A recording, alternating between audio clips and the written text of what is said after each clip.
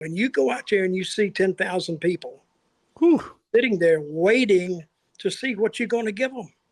And that is a high that you can't reproduce it. You can't put it in a pill. You can't put it in a drink bottle. It is what it is.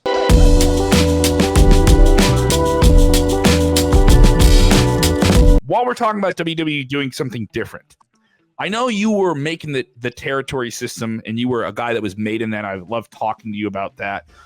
There's a new, I don't want to say a territory system the same way, but the independent circuit, as it's been called for over 20 years now, is very, very active. Now, WWE under Triple H has been very prone, him and his team, to bring in hot name independent talent and present them to the bigger platform of WWE.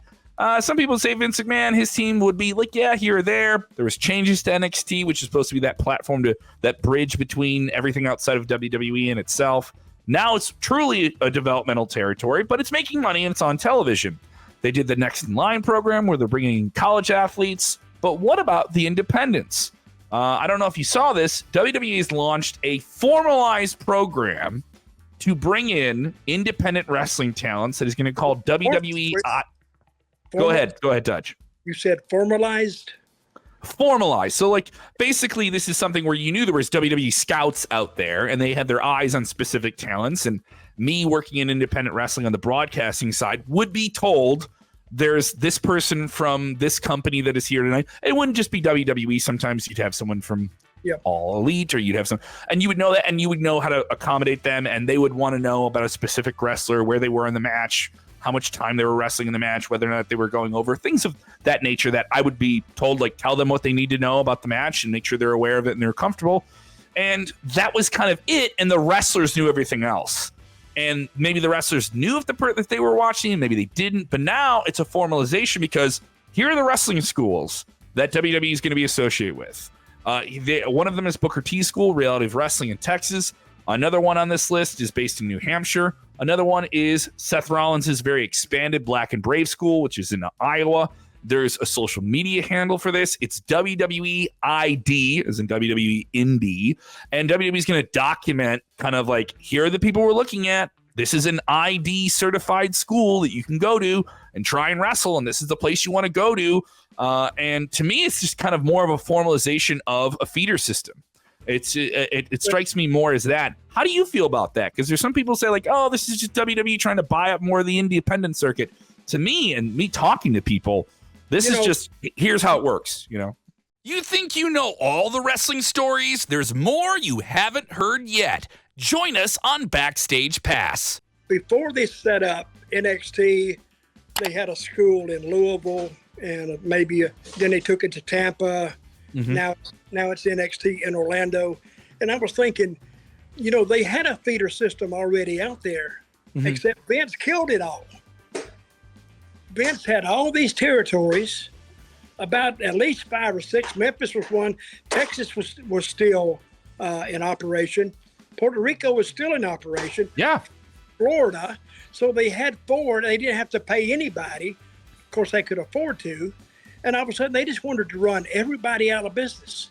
So if you want to be the only one there, I mean, that doesn't make sense to me. Where are you going to find talent that is going to make these shows and follow a format, and you work your way along, you progress your way along in an angle?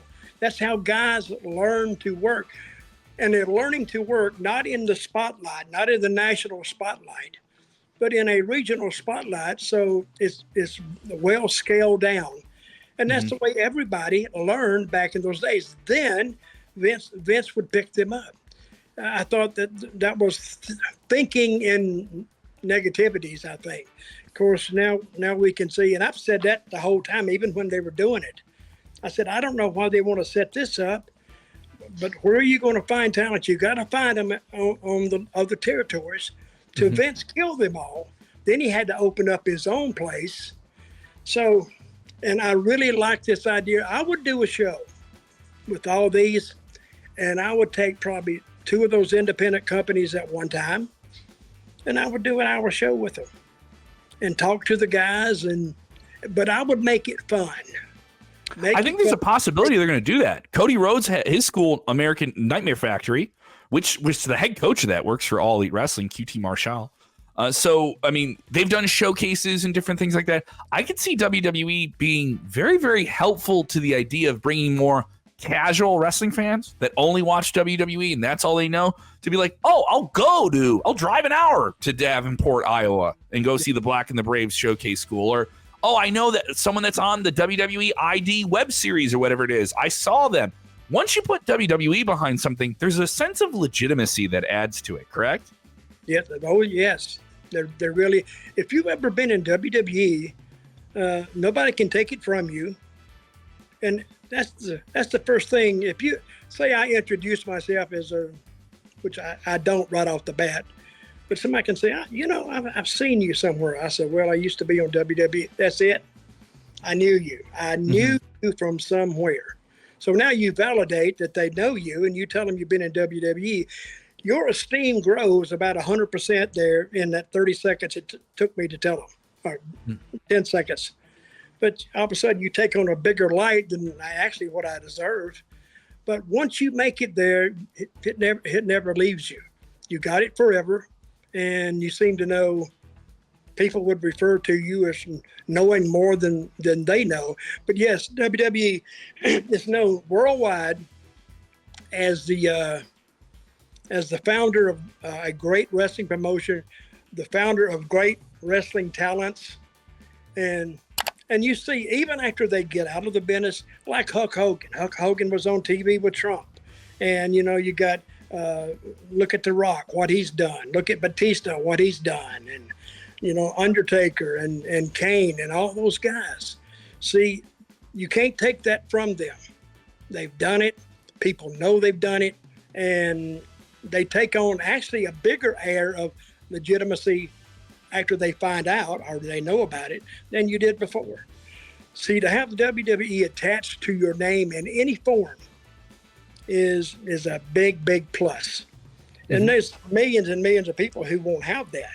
So I was telling somebody one day, I said, you talk about these guys taking drugs and doing this. I said, the biggest drug, really, or the biggest high that I've ever had, of course, I didn't take drugs, of course, I just drank, but it's when you walk out in a sold out house, WWE or anybody else, but when you go out there and you see 10,000 people sitting there waiting to see what you're going to give them.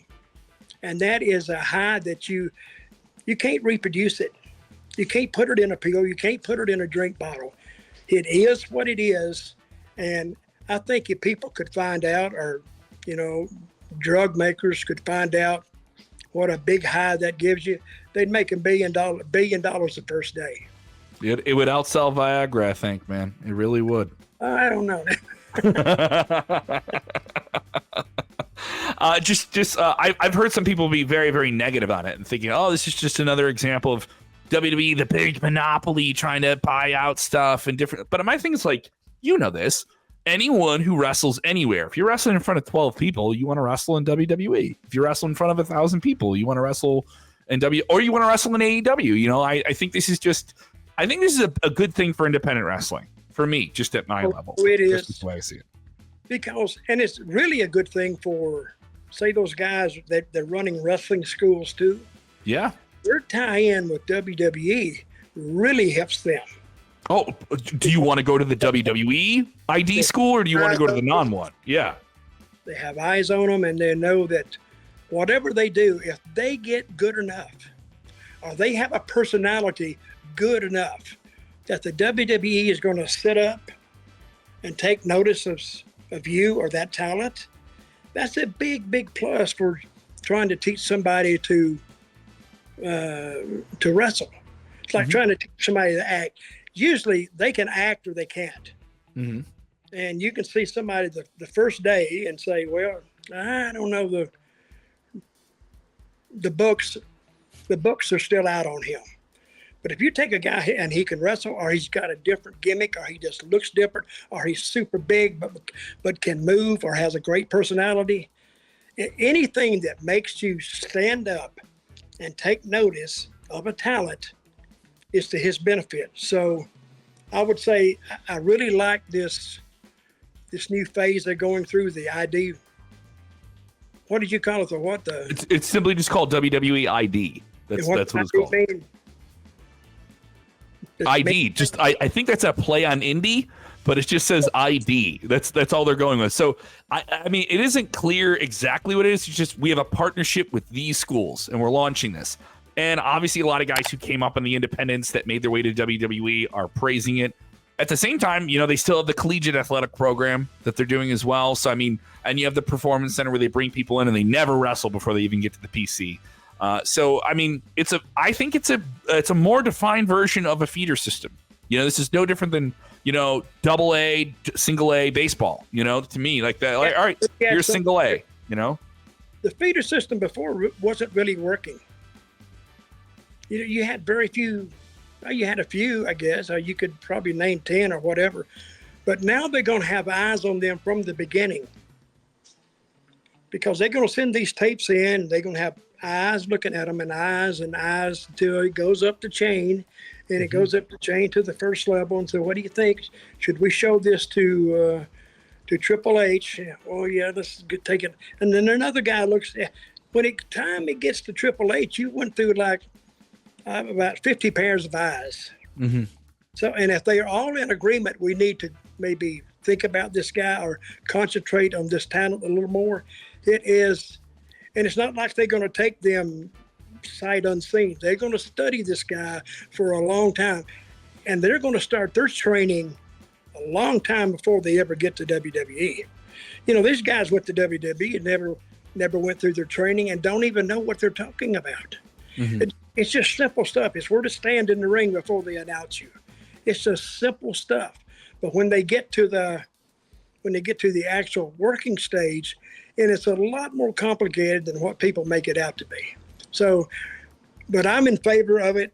I think it's going to help the entire wrestling business, to tell you the truth. Mm-hmm. I agree. I think it's a win-win for WWE and the talent involved. So my hat's off to them. Good luck, guys.